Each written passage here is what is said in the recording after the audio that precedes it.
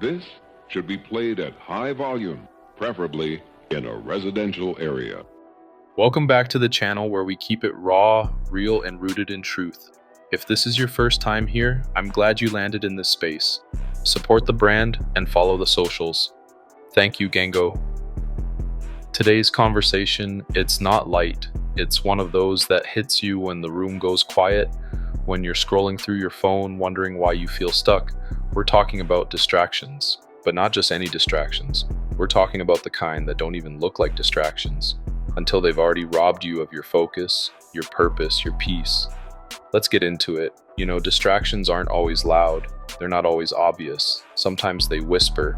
Sometimes they come dressed as opportunity, comfort, or even connection. They feel good, they feel familiar, and they make you think you're okay, until you realize a year has passed and your goals are still just screenshots and notes in your phone. Distractions are sneaky. They love to borrow the face of what you want so they can keep you from what you need. It might look like a relationship that might work. It might look like a job that pays well but steals your soul.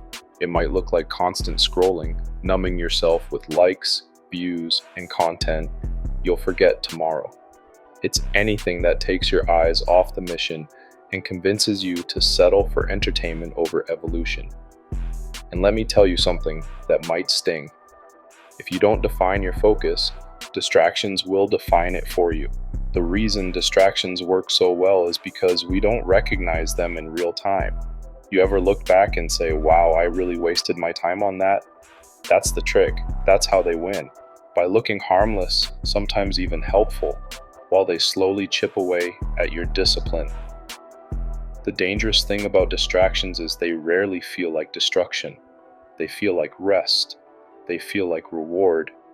But they cost you your becoming. And I get it. We live in a world that sells comfort at every corner. That tells you to take a break even when you haven't started.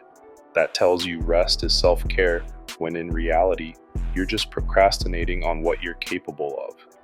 Let me be clear. Rest is holy, but so is progress. Let's talk real life. You set a goal.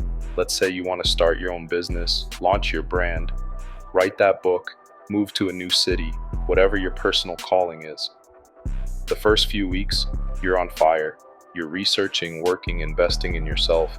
You're waking up early, staying up late. You're committed. Then life starts whispering, just one more episode. You deserve a little break. You're not seeing results yet anyway. You tell yourself you'll come back to it. That is just temporary. But temporary becomes routine. That routine becomes your lifestyle. And before you know it, the flame you lit becomes a flicker. Your dream is still there, but now it's behind foggy glass. That's how distractions do you. They wait patiently. And by the time you realize it, they already did their job. So how do you fight back? Focus isn't natural, it's chosen. And if you don't protect it like it's sacred, the world will eat it alive. You need to start asking yourself daily, is this feeding my purpose or just feeding my ego? Is this moving me forward or keeping me entertained? Am I doing this because it's easy or because it's necessary? When you ask hard questions, you get honest answers. And when you start living by those answers, distractions lose their grip. Here's something people don't talk about enough. Distractions often come dressed like the very thing you prayed for. You might think it's a blessing, but not every opportunity is divine. Not every connection is a calling. Some things are just delays, dressed up in pretty packaging. The enemy of your growth isn't always failure. Sometimes it's success in the wrong direction. And this is where discipline becomes your best friend. Because once you recognize that distractions aren't just outside of you, but inside of you, it changes the game. You begin to realize that your comfort zone is often the most dangerous place you can live in. Discipline is what reminds you who you are when the world tries to distract you with who you're not. Is what makes the difference between a dream and a legacy. So the next time something comes into your life, an opportunity, a person, an idea, ask yourself, is this pulling me closer to who I'm becoming or further from it? Because at the end of the day, your destiny can't be distracted, but you can.